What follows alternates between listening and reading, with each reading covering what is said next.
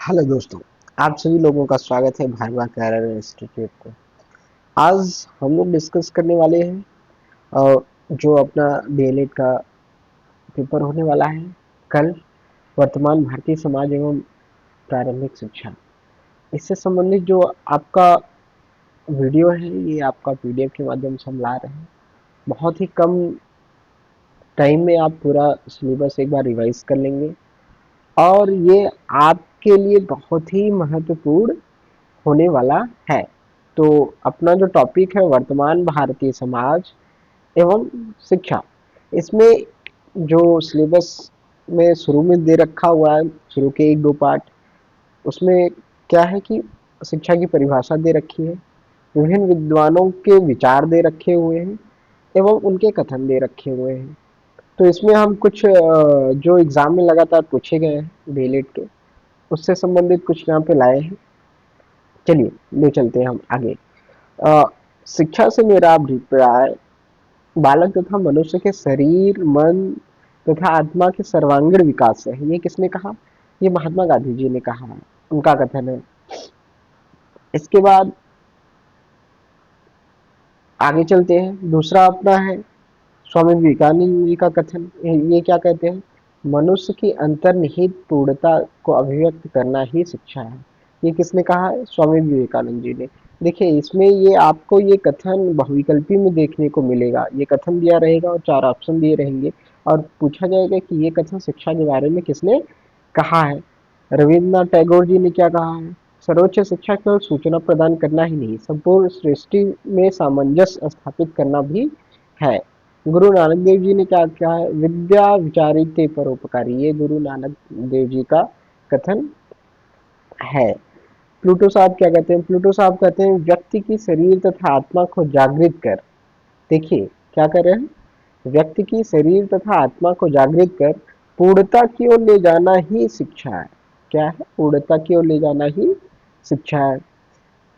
अरस्तु क्या कहते हैं? अरस्तु साहब कहते हैं कि स्वस्थ शरीर में स्वस्थ मस्तिष्क का वास होता है। स्वस्थ शरीर में किसका वास होता है? स्वस्थ मस्तिष्क का। ये कई बार पूछा जा चुका है, तो आप इसको याद कर लीजिए। ये अरस्तु जी का कथन है। इसके बाद आपको रूसो का कथन मिलेगा। कृत्रिम शिक्षा का शिकार न होकर प्राकृतिक व्यवहार ही शिक्षा है। ये रूसो जी कहते हैं। इसके बाद टीपी नंद जी का भी कई बार पूछा गया है। टीपी नंद जी का कहना है कि शिक्षा व्यक्तित्व का पूर्ण विकास करना ही शिक्षा है। फिर पेस्ट्रोलॉजी साहब क्या कहते हैं कि शिक्षा जन्मजात शक्तियों को व्यक्त करने की।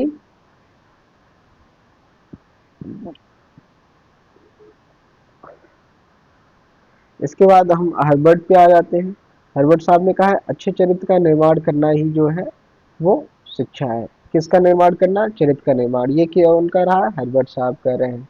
इसके बाद अरस्तु जी का एक और कथन है कि शिक्षा मनुष्य को पाश्विक प्रवृत्तियों से ऊंचा उठाने का कार्य करती है। ये किसने कहा? ये अरस्तु जी ने कहा है। हर्बर्ट जो है आपके पंचपदी प्रणाली के भी जनक रहे हैं। आगे हम चलते हैं। दूसरा प्रश्न ऐसे बनेगा आपका कि प्राचीन भारत, मध्यकालीन भारत तथा वर्तमान भारत में शिक्षा के उद्देश्य बताओ। देखिए इसमें कुछ आपको तीन चार पॉइंट याद कर लेने हैं। डिस्क्रिप्टिव में लिखने के लिए आएगा तो वहां पे लिख देना है, और अति लघु में आएगा तो वहां पे देखिए प्राचीन भारत में क्या थी, शिक्षा के उद्देश्य क्या थे? पवित्रता था, जीवन की सद्भावना, चरित्र का निर्माण करना, व्यक्तित्व का विकास करना, संस्कृति का संरक्षण एवं विकास करना। यह आपका प्राचीन भारत का उद्देश्य था। मध्यकालीन भारत में क्या था? इस्लाम का प्रचार, मुसलमानों में शिक्षा का प्रचार, चरित्र निर्माण और शरीयत का प्रसार। ये मध्यकालीन भारत का उद्देश्य था शिक्षा का। वर्तमान भारत में शिक्षा जनतांत्रिक नागरिक का विकास, कुशल जीवन यापन, व्यवसायिक कला की उन्नति, व्यक्तित्व का विकास, उत्पादन में वृद्धि करना। ये आपको वर्तमान भारत की शिक्षा व्यवस्था में दिखेगा। आगे के पाठों में दे रखा है शिक्षा कितने प्रकार का होता है। तो शिक्षा कितने प्रकार का होता है? देखिए एक औपचारिक शिक्षा होता है, नियमित शिक्षा, स्कूल जाके हम लोगों को जो हम लोग शिक्षा लेते हैं उसको औपचारिक शिक्षा कहते हैं, फॉर्मल एजुकेशन कहते हैं। अनौपचारिक शिक्षा इसके लिए कहीं स्पेशल जाने की आवश्यकता आपको नहीं होती है। औपचारिकेतर शिक्षा, डिस्टेंस एजुकेशन जिसको हम लोग कहते हैं, ये एजुकेशन से संबंधित जो भी है आप देख लीजिए, आपको आइडिया होगा। प्रत्यक्ष शिक्षा, अध्यापक अपने ज्ञान आदत से छात्र के व्यक्तित्व को प्रभावित करता है। ठीक है, ये प्रत्यक्ष शिक्षा है। अप्रत्यक्ष शिक्षा, व्यक्तिक शिक्षा, इंडिविजुअल एजुकेशन, किसी एक बालक को रुचि योग्यता के अनुसार शिक्षा देना व्यक्तिक शिक्षा कहलाता है। इसके बाद आपको दिखेगा सामान्य शिक्षा, विशिष्ट शिक्षा, दूरस्थ शिक्षा। फिर इसमें प्रश्न आपका एक बनता है कि प्रारंभिक शिक्षा, निम्नलिखित को टिप्पणियां लिखिए। प्रारंभिक शिक्षा कैसा, कौन से काल में रहा है? तो वैदिक कालीन की बात करें तो वेदों के द्वारा हमें शिक्षा प्राप्त होता था। प्राथमिक स्रोत अपने पास वेद थे, उपनिषद थे, ब्राह्मण थे। जो उपनिषद थी उनकी संख्या 108 थी, तो प्रमुख उपनिषद उसमें से 11 ही थे। इनका मुख्य उद्देश्य था मोक्ष प्राप्त करना, संस्कृति का संरक्षण, चरित्र का विकास, व्यक्तिक विकास। फिर भगवत गीता दर्शन से भी एजुकेशन वैदिक काल में प्राप्त होता था। भगवत गीता में 18 अध्याय होते हैं। आध्यात्मिक ज्ञान की प्राप्ति जो है वो इसका उद्देश्य था। कर्तव्यों को समझना, बालक में साहस का विकास, मन को वश में करना, ये उस टाइम के मुख्य बातें कही गई थी। फिर बौद्ध दर्शन में शिक्षा का अर्थ, बौद्ध दर्शन में शिक्षा का उद्देश्य बौद्ध धर्म का प्रचार, निर्वाण प्राप्ति, चारित्रिक विकास करना, संस्कृति का संरक्षण एवं प्रचार। उपसंपदा संस्कार हुआ करता था जब बच्चा हायर एजुकेशन के लिए प्रवेश करता था, ठीक, तो उसको उपसंपदा संस्कार कहते थे। प्राथमिक शिक्षा में जो प्रवेश होता था मठों में तो उसको प्रवज्जा संस्कार कहा जाता है। शिक्षा मठों में दी जाती थी बौद्ध शिक्षा में, विषय के विशेषज्ञ को उपाध्याय कहते हैं। प्रारंभिक शिक्षा और उच्च शिक्षा अलग अलग होती थी। प्रारंभिक शिक्षा में हम लोग प्रवज्जा संस्कार होता था, प्रवज्जा संस्कार, और इनमें उपसंपदा उपसंपदा संस्कार। आगे बढ़ते हम। इसमें प्रारंभिक शिक्षा 6 वर्षों के लिए, 6 वर्ष का बच्चा हो जाता तब उनको प्रवेश मिलता था। प्रवेश के वक्त प्रवज्जा संस्कार होता था। शिक्षा की अवधि लगभग 6 वर्ष होती थी। शिक्षण विधि मौखिक हुआ करता था। शिक्षण का माध्यम पाली भाषा या संस्कृत हुआ करता था मध्यकालीन समय में। उच्च शिक्षा की बात करें तो मठों या बिहारों में होता था। प्रवेश के समय उपसंपदा संस्कार होता था। उपसंपदा संस्कार हो जाने के बाद वो भिक्षु कहलाते थे। शिक्षा की अवधि लगभग 12 वर्ष। प्रवेश 12, कहीं कहीं पे 20 वर्ष आपको लिखा हुआ मिलेगा, लेकिन हम 12 वर्ष को सही करेंगे। भिक्षु लोग जो वस्त्र पहनते थे उसका नाम त्रिशिवरा हुआ करता था। याद कर लीजिए, ये आता है बहुत। गुरु शिष्य संबंध सौहार्दपूर्ण, प्रेम विश्वास। स्त्री शिक्षा उस टाइम था, ठीक, मठों में स्त्रियों को भी शिक्षा दी जाती थी जिनको भिक्षुणी कहा जाता था। इसके आगे हम बढ़ेंगे। मध्ययुगीन भारत में शिक्षा व्यवस्था कैसी थी? तो मध्य युग में इस्लाम का प्रचार, इस्लामी राज्यों में विविधीकरण, शरीयत का प्रसार, ये सब था। ठीक है, मकतब हुआ करता था। प्रारंभिक शिक्षा जहाँ प्राप्त होता था उसको मकतब कहते हैं, और मदरसा जहाँ उच्च शिक्षा उनको प्राप्त होता था उसको मदरसा कहते हैं। अब वर्तमान भारत में शिक्षा के उद्देश्य वर्तमान भारत में क्या है? भारत के आज़ादी के बाद प्रथम विश्वविद्यालय आयोग 1948 में उसका गठन होता है, जिसमें विवेक का विस्तार करना, नए ज्ञान के लिए इच्छा जागृत करना, व्यावसायिक शिक्षा की व्यवस्था करना, ये प्रमुख बातें कही गई थी। इसके बाद 1952 में आपको माध्यमिक शिक्षा आयोग का गठन होता है, जिसमें जनतांत्रिक नागरिक का विकास, कुशल जीवन यापन के लिए कला की दीक्षा, व्यवसायिक की उन्नति, ये सारी बातें वहाँ कही गई थी। ये देखिए यहाँ पे ये कुछ ऐसे टॉपिक हैं जो आपको दोनों पेपर में देखने को मिलेंगे। इसके बाद का जो आपका पेपर है उसमें भी डिटेल में ये सारे आयोगों का चर्चा हुआ है, करेंगे अभी। इसके आगे हम कोठारी आयोग में क्या उद्देश्य थे? उत्पादन में वृद्धि। 1964 में डीएस कोठारी साहब ने जो है आयोग के अध्यक्ष थे, उन्होंने जो उद्देश्य बताया शिक्षा के कि वर्तमान भारत में शिक्षा के कौन से उद्देश्य होने चाहिए, उसमें से उत्पादन में वृद्धि करना, सामाजिक एवं राष्ट्रीय एकता का विकास करना, देश का आधुनिकीकरण करना। इसके आगे हम बढ़ते हैं।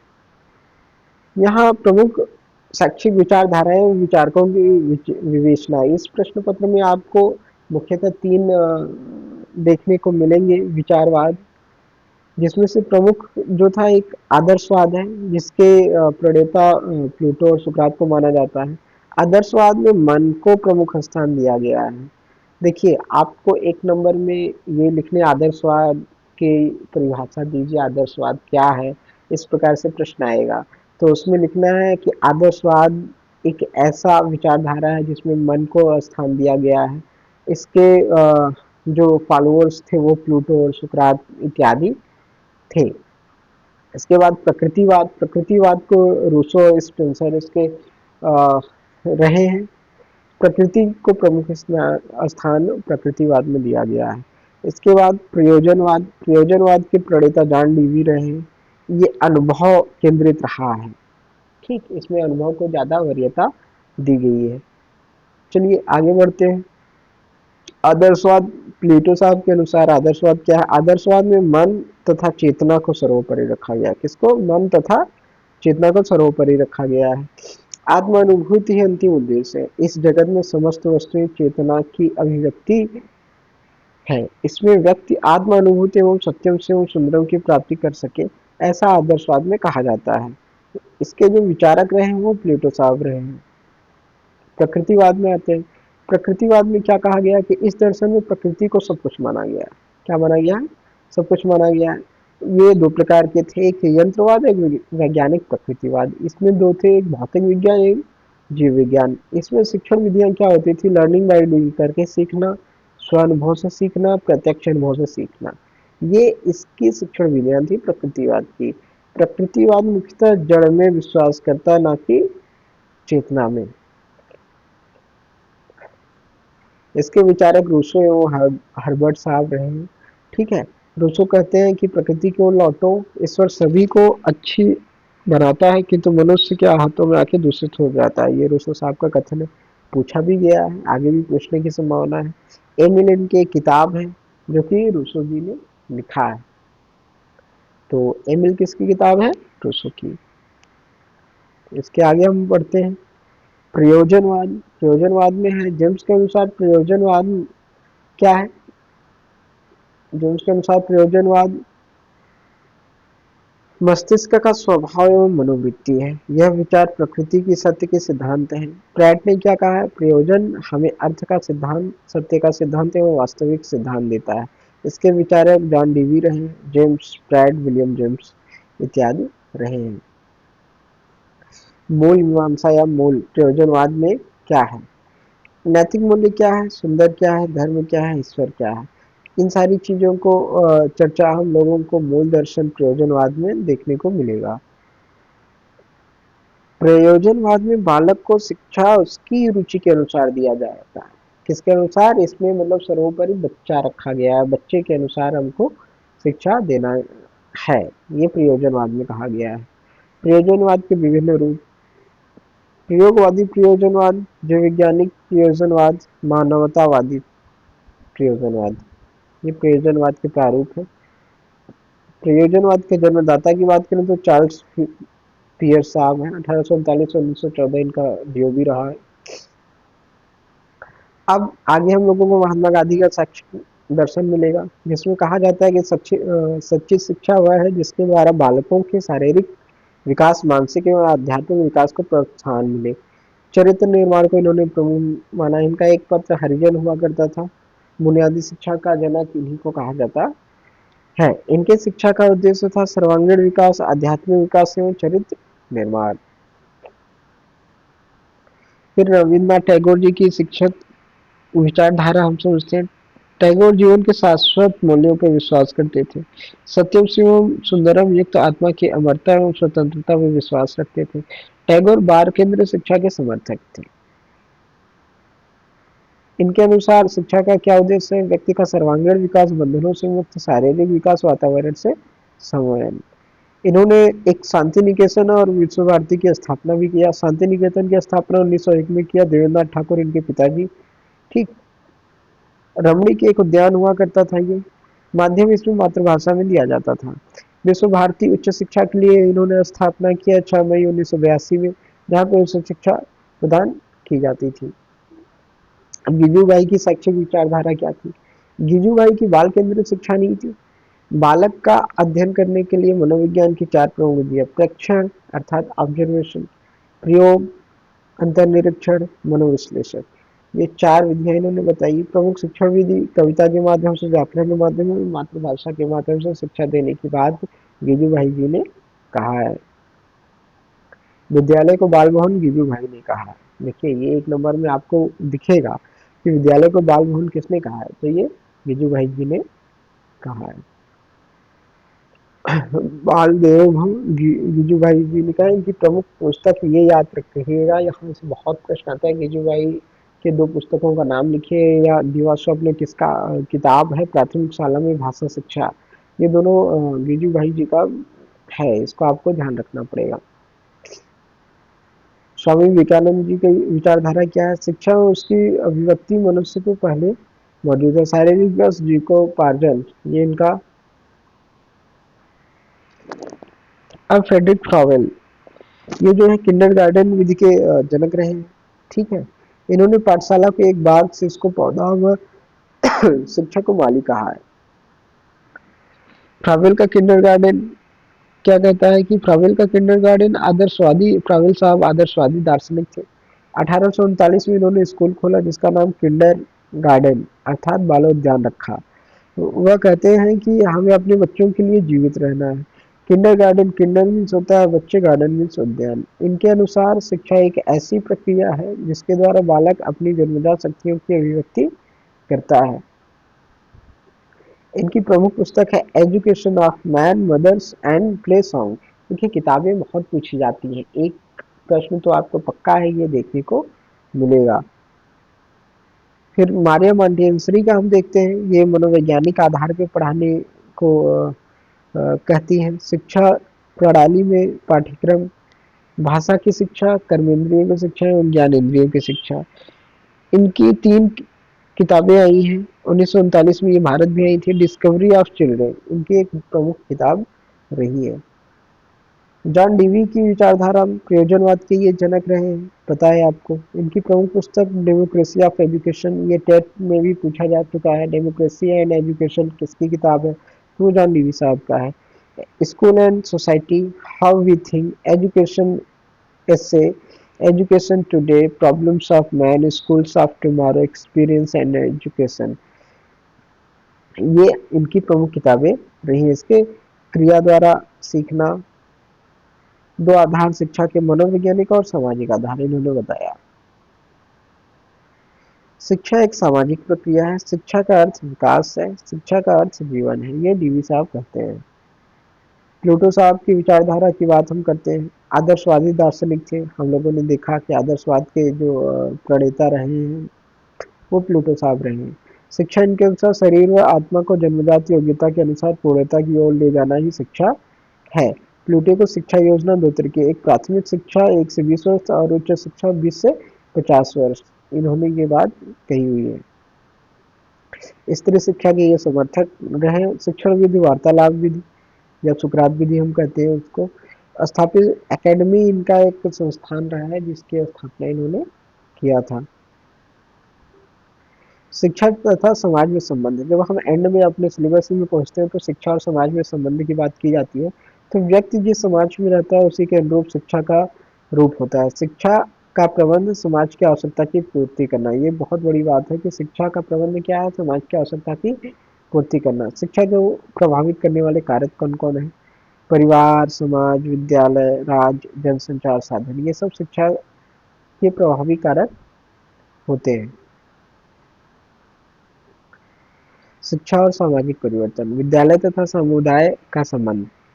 मनुष्य एक सामाजिक प्राणी है, हम सब जानते हैं। शिक्षा उसे समुदाय का कुशल सदस्य बनाता है, इसलिए शिक्षा बहुत जरूरी है। आगे हम लोग देखते हैं कि जनसंख्या शिक्षा।